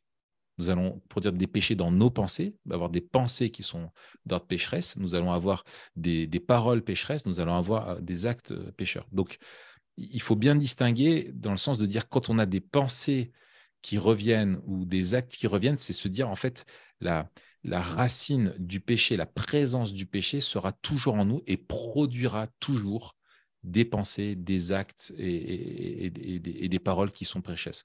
Donc dans ce sens-là où il y a une récurrence et quelque chose qui revient, en fait c'est normal, et c'est pour ça que nous crions avec Paul à la fin du chapitre 7 de Romains quand il dit « Mais qui me délivrera de ce corps de mort ? Grâce soit rendue à notre Seigneur Jésus-Christ. » Et Romains 8, après, c'est le chapitre de l'eschatologie, de l'esprit qui est là pour nous aider, et des promesses et de l'attente de l'avènement de la nouvelle création. Donc on est vraiment là-dedans. Et encore une fois, c'est pour moi le signe d'une bonne santé spirituelle quand on est sensible à ça et qu'on veut se battre contre ça.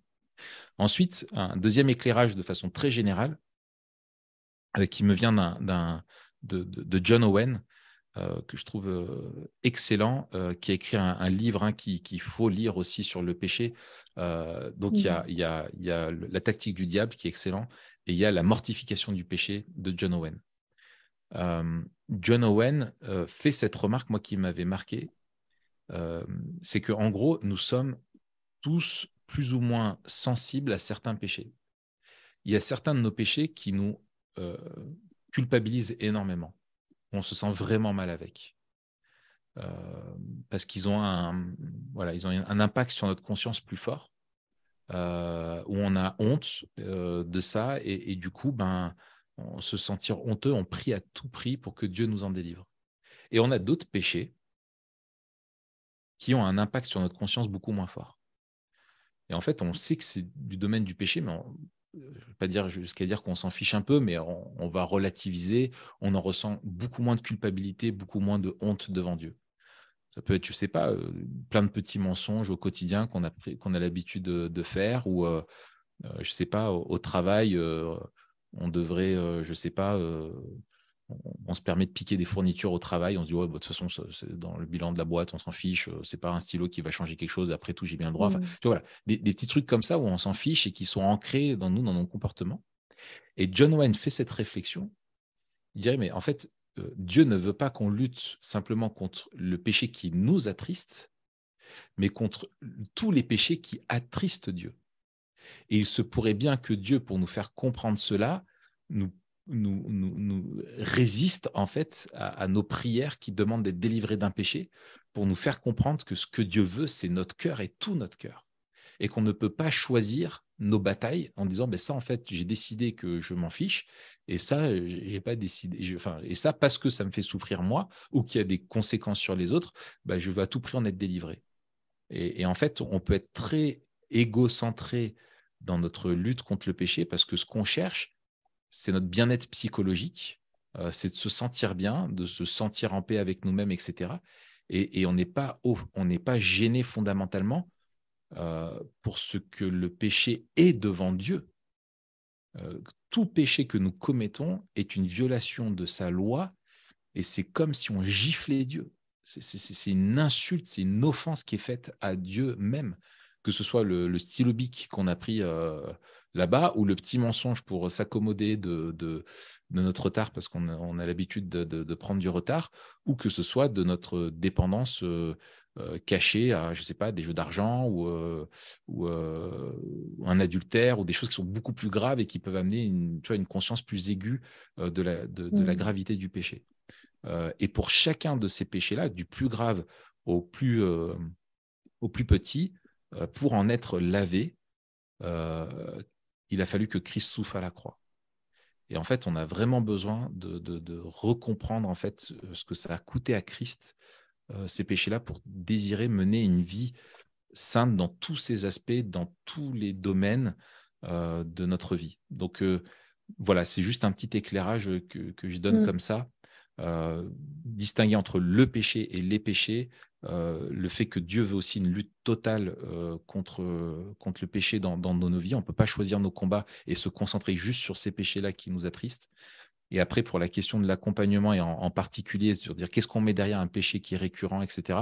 Là, c'est pas moi derrière l'écran qui peut donner une réponse plus précise que ça. Faut être sage. On revient à la vie communautaire. Et voilà, tout à fait. Super. On a une question. C'est un peu plus ton avis sur une façon de considérer la sanctification. Donc, je le lis. Considérer la sanctification comme un acte de reconnaissance et un moyen d'encouragement. Qu'en penses-tu? Oui, à fond. Oui. À fond.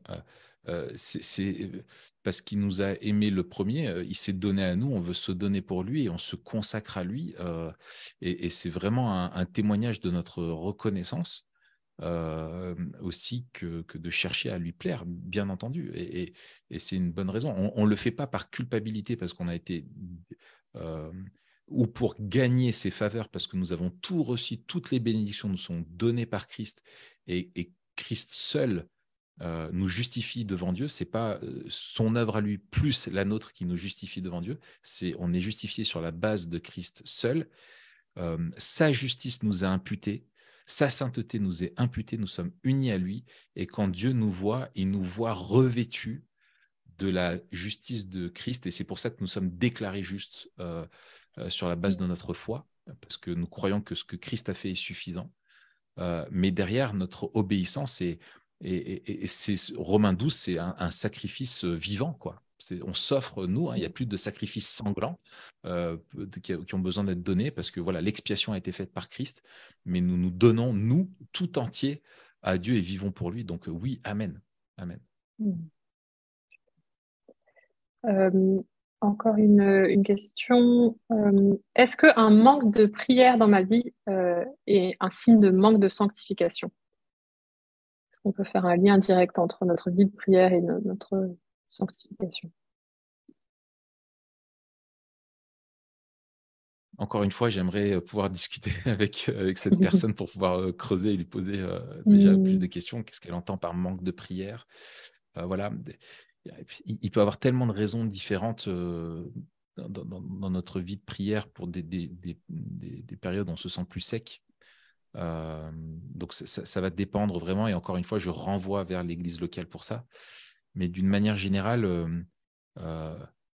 le manque de prière est un symptôme qui doit nous alerter et s'interroger sur le pourquoi. Est-ce que c'est lié à l'incrédulité? Est-ce que c'est lié à la compromission? J'ai écrit un article sur TPSG sur le doute. Si jamais tu arrives à le retrouver, vu que tu es une ninja des liens de TPSG, le doute est inévitable. Douter est inévitable ou un truc comme ça. Ça y est, oui. Voilà. Donc, je renvoie vers cet article. Il y a plusieurs raisons. Et en fait, voilà, il se peut que en fait, notre vision de Dieu est amoindrie. Et du coup, plus notre vision de Dieu est amoindrie ou se rabougrit dans notre cœur, plus notre sentiment de la nécessité de prier, de cultiver notre intimité avec lui peut s'amenuiser, mais elle peut être mise à mal aussi par des épreuves, par des circonstances. Il peut y avoir tellement de raisons. Donc j'ai peur de pas aller, de pouvoir pas aller bien plus loin que cela. Là, je renvoie vers mon bouquin où je développe tout ça sur la question de la prière aussi dedans, qui me semble est fondamentale. Euh, j'ai peur de dire ça, mais presque. En fait, non, elle a un rôle différent de celui de la méditation de la parole. La méditation de la parole de Dieu est indispensable, mais la vie de prière, elle est vraiment fondamentale. J'ai vu un jour, je crois que c'est Jen Mitchell Pollock, là une auteure, qui compare la prière et la méditation de la parole au fait d'arroser une plante et de la mettre au soleil. La méditation, c'est l'arroser. Voilà, elle a besoin d'un temps d'être arrosée, mais ça dure un moment. Par contre, pour grandir, elle a besoin d'être exposée toute la journée à la lumière. Et en fait, elle compare ça avec la méditation de la parole. Elle dit c'est arroser la plante. Donc tous les jours, il faut que tu l'arroses un coup. Mais toute la journée, il faut qu'elle soit exposée à la lumière. Et en fait, on est appelé à prier sans cesse, à rechercher le royaume de Dieu sans cesse, à voilà tout ça. Et en fait, la lumière, c'est voilà, s'exposer à la lumière, c'est comme la vie de prière, qui est aussi importante que ça dans notre vie chrétienne, qui est continue elle-même, alors qu'on va avoir des temps où on cesse nos activités pour méditer sur la parole de Dieu. Mais après toute la journée, il faut cultiver cette présence à Dieu, le Dieu qui est avec nous, qui est en nous, et se rappeler qu'il est là et tout faire pour nous rappeler de ça et qu'on vit devant Dieu. Et ça, c'est fondamental, effectivement, pour la sanctification, parce que c'est se rappeler qu'on vit dans la présence de Dieu, que l'Esprit est avec nous et de chercher sa volonté, de chercher à lui faire. Et c'est plein de petites prières flash comme ça qui viennent dans notre esprit, de supplication à Dieu, d'intercession pour les autres, de louanges spontanées, de voilà, toutes ces choses-là qui sont où c'est tellement un défi. Ouais. C'est tellement un défi. Ouais. Et du coup, c'est vraiment une ressource qu'on a accessible dans cette lutte, Ouais, dans cette marche fondamental. de sanctification, Ouais. quoi. Une question de Jackie ou de Jassy. Si Dieu nous donne le vouloir et le faire, comment se fait-il qu'il ne nous donne pas la volonté et le pouvoir de marcher avec lui sans cesse? Alors, ça répond à ce que je disais un petit peu tout à l'heure sur le fait que la sanctification, elle découle de notre relation avec lui, qu'elle est intime, qu'elle se vit dans le présent. Il y a une autre réalité aussi qui est liée en fait à la tension du déjà pas encore, du déjà de notre salut, du pas encore de notre salut. Il y a une partie de notre salut qui est totalement accomplie par Christ. L'expiation, hein, il a offert sa vie en sacrifice une fois pour toutes. Et donc la justice de Dieu a été satisfaite. Il a pris notre place une fois pour toutes. Il est mort une fois pour toutes. Et donc nous sommes déclarés justes par Dieu une fois pour toutes. On ne peut pas être plus juste que ce que l'on est déjà aujourd'hui devant Dieu. Nous sommes justifiés. Et le pas encore de notre salut, nous sommes déjà justifiés, nous sommes déjà adoptés, nous sommes déjà enfants de Dieu, nous sommes déjà tout plein de choses. Mais il y a des choses que nous ne sommes pas encore parce que Dieu a conçu son plan de salut ainsi, il l'inscrit dans le temps parce que son objectif, c'est de rassembler un peuple qui lui appartient parmi toutes les nations. Et entre la première venue de Christ et son retour, on vit cette tension entre ce déjà qu'on a et ce pas encore. Et ce que nous n'avons pas encore, c'est ce corps glorifié, ce corps qui est incapable de pécher. Et donc, ça demeure pour le moment de l'ordre de la promesse et de l'attente de l'espérance chrétienne. Et quand nous aurons ce corps glorifié, alors nous serons incapables de pécher. Et c'est la promesse et c'est ce vers quoi nous tendons. Nous demeurons, et si nous sommes déjà délivrés de l'esclavage du péché, eh bien le péché demeure tout de même en nous. Et c'est ce qui crée cette tension en nous, et c'est pour ça que nous avons le Saint-Esprit qui nous aide à lutter contre le péché. C'est pour ça que nous sommes appelés à marcher par l'Esprit. C'est pour ça que nous sommes voilà. Et c'est pour ça que cette sanctification là, cette transformation là, elle est progressive. et elle est un peu chaotique parce qu'il y aura toujours cette lutte en nous-mêmes qui sera toujours là. Mais nous allons de gloire en gloire, de victoire en victoire aussi. Il ne faut pas avoir une vision qui est juste négative et de mortification. Dieu vraiment agit pour nous transformer et la vie chrétienne est dure, mais elle doit être aussi caractérisée par les progrès. Et il ne faut pas regarder dans le laps de temps en disant la semaine dernière j'étais comme ça, mais cette semaine je suis comme ça. Il faut prendre l'échelle de temps de notre salut et se rappeler d'où on vient et voir en fait toute l'œuvre de Dieu, comment il a transformé nos pensées, comment il a transformé notre manière de vivre déjà, tout ce qu'il a changé et par rapport à avant notre conversion et ce qu'il va continuer de faire. Dieu a décidé que les choses étaient ainsi et que c'était ainsi qu'elles étaient bonnes, peut-être pour nous faire encore plus prendre conscience de l'importance de la grâce de Jésus et du coût de son sacrifice et pour nous apprendre à être dépendants avec lui. Peut-être que si on était délivré de nos péchés une fois pour toutes ici-bas, on aurait la tendance de se dire en fait, j'ai plus besoin de toi, quoi, tu vois. Mais Dieu veut nous apprendre la dépendance et c'est ainsi qu'il l'a voulu et on lui fait confiance qu'il sait mieux que nous ce qui est bon pour nous et qu'il ne manque jamais de nous le donner. Donc, il nous a donné cette sanctification progressive. Ouais, ça fait partie de son plan aussi, C'est ça. du coup, cette progression. Super. On va du coup clôturer avec une dernière question, plus sur justement la vie communautaire qu'on a mentionnée pendant le webinaire. La question, à quel moment peut-on vivre Colossiens 3,16? Donc, je vais juste lire Colossiens 3,16 pour ceux ou celles qui n'ont pas juste en tête comme ça. Que la parole du Christ habite en vous avec toute sa richesse. Instruisez-vous et avertissez-vous en toute sagesse par des cantiques, des hymnes, des chants spirituels. Dans la grâce, chantez à Dieu de tout votre cœur. Donc, un verset qui nous parle de l'enseignement mutuel, de se dire les choses.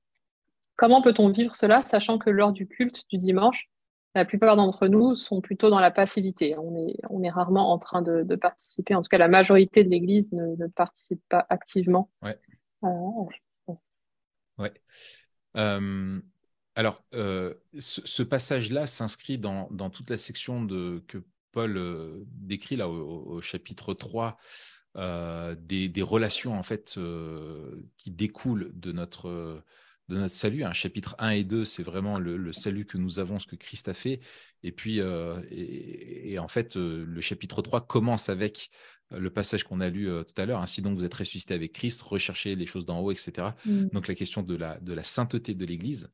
Et ensuite, il y a la question des relations dans l'Église que nous avons et où il y a des choses qu'on ne doit pas faire, qui sont toutes les choses du mensonge, etc., etc. Et ensuite, des choses qu'on doit faire.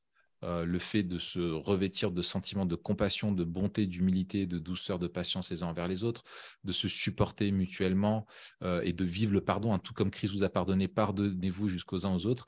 Et ensuite, il continue avec que la parole de Christ habite dans toute sa richesse au milieu de vous, et avec le verset 16 que tu as lu.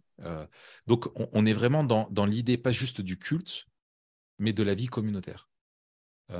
Et c'est dans la vie communautaire que la parole de Christ habite parmi nous quand nous nous instruisons, nous nous avertissons, que nous chantons des psaumes, etc., des cantiques. Et voilà. Alors, il y a plusieurs choses maintenant là-dessus. C'est que pour moi, du coup, il faut différentes facettes, différents moments où on peut vivre cette réalité communautaire pour que la parole de Christ habite au milieu de nous au travers de ces différentes choses. Donc, tout dans le culte ne peut pas se vivre. Et souvent, en fait, on espère tout du culte, mais le culte a une fonction particulière. Et il ne faut pas résumer la vie d'Église au culte, même si c'est un temps vraiment fort de la vie de la communauté et même un peu central. J'ai aucun problème avec ça, mais on a besoin des autres temps de la vie communautaire pour ça. Ensuite, comment est-ce que la parole de Christ demeure en vous? Il y a le fait de s'instruire. Alors là, on va le retrouver. Alors dans le culte, il va peut-être on va se dire a priori, il n'y en a qu'un seul qui nous instruit, c'est le prédicateur. Il y a le fait aussi de s'avertir les uns les autres, mais on le voit comment, et c'est là qui est intéressant, c'est par des psaumes, des hymnes, des cantiques, chantés pour le Seigneur de tout votre cœur. En fait, comment nous nous instruisons et comment la parole de Christ demeure au milieu de l'assemblée quand l'assemblée chante les louanges et lit la parole de Dieu. Ça, je trouve que c'est merveilleux en fait. Quand nous chantons la saine doctrine ensemble, ce que nous chantons, c'est ce que nous prêchons. C'est vraiment le reflet de notre hymnologie et la mise en poésie de notre théologie. C'est vraiment la mise en rime de notre doctrine, de notre théologie. Donc, en fait, nous nous enseignons et quand nous chantons, chacun édifie l'autre. Parce que nous entendons nos frères et sœurs chanter, non seulement nous manifestons notre unité, parce que nous disons la même chose à Dieu. Il y a aussi beaucoup de cantiques qui sont là pour nous rappeler, où on se parle les uns aux autres, on se rappelle les choses. Et il y avait beaucoup dans l'Église primitive. Ça s'est perdu un petit peu aujourd'hui. On parle aussi parfois des chants en canon, mais il y avait beaucoup, et c'était ça au temps de la Réforme aussi, les chants. Attendez, je vais peut-être mal le dire. C'est responsitoire, ou je ne sais plus comment on formule ça. Où il y a une forme de réponse un peu comme ça. Exactement, où il y a un cœur qui dit une chose et l'autre qui répond. On pose une question et on répond, et finalement on se récite le catéchisme en chantant comme ça. Donc en fait, quand tu es au culte et que tu chantes de tout ton cœur, tu es en train d'instruire l'Église. Parce que tu portes l'Église dans la louange, parce que quand on chante, on communique aussi des émotions. La musique aide à mettre en émotion, et nous adorons Dieu aussi, pas juste avec notre intellect quand nous chantons, mais aussi avec notre cœur, avec les émotions que nous avons dans notre cœur, et nous participons à l'édification des autres. Et c'est bien souvent que des chants nous saisissent plus, même des fois, que la prédication, et que Dieu va utiliser les paroles d'un chant. Moi, je suis frappé par les témoignages d'enfants de chrétiens qui sont souvent partis loin et qui disent « mais toujours, j'ai ces paroles de tel cantique qui me sont restées de Dieu, etc. » Voilà. Où, en fait, la saine doctrine, c'est ancré dans le cœur de la personne à travers la vie communautaire aussi, et notamment le culte dominical. Donc, en fait… Donc, finalement, on n'est pas si passif que ça, même le dimanche matin. C'est ça. Nous sommes acteurs, et il n'y a pas un groupe de louanges dans l'Église. Je sais que chez nous, on ne parle jamais des musiciens comme le groupe de louanges. Le groupe de louanges, c'est l'Église. La chorale, c'est l'Église, c'est nous qui chantons. Il y a des musiciens, il y a un groupe de musique. Mais le groupe de louanges, c'est la communauté, c'est elle qui loue. Et en fait, nous sommes acteurs. Et après, par des lectures de la parole. Alors, ce n'est pas dans toutes les églises où il y a des temps libres comme ça, où les uns les autres peuvent s'exprimer. Nous, on en a un où les gens peuvent lire un passage des Écritures, peuvent prier. Et des fois, tu es plus édifié par une prière. Ou par la lecture d'un texte, que même des fois par l'enseignement, parce que la parole de Christ demeure dans toute sa richesse à travers toutes ces facettes-là de la vie communautaire, où elle est portée par nos chants, elle est portée par nos prières, elle est portée par nos lectures de la parole, elle est portée par la prédication, elle est portée par tout ça, quoi. Voilà. Super, merci beaucoup. C'est un encouragement pour nos réunions ce dimanche, à venir actifs, prêts à encourager, enseigner les autres. Dimanche, chantez fort. Faut chanter fort, faut envoyer, quoi. Ouais, faut chanter tout son cœur. Excellent. Et merci beaucoup. On arrive à la fin du coup de notre webinaire. On se donne rendez-vous donc dans 1 mois et demi à peu près, quelque chose comme ça, pour notre prochain webinaire avec Raphaël sur le péché, la lutte contre le péché. Mais d'ici là, on a déjà 2 webinaires avec TPSG, donc le 11 mai et le 24 mai. Vous pourrez retrouver tout ça sur notre site toutpoursagloire.com. Merci beaucoup d'avoir regardé cette vidéo. Abonne-toi à notre chaîne YouTube pour ne manquer aucune des prochaines vidéos. Et like et partage cette vidéo pour nous aider à remplir notre mission. Notre mission, c'est d'équiper les chrétiens à voir comme Dieu voit pour vivre comme Dieu veut. Merci et à très bientôt sur toutpoursagloire.com.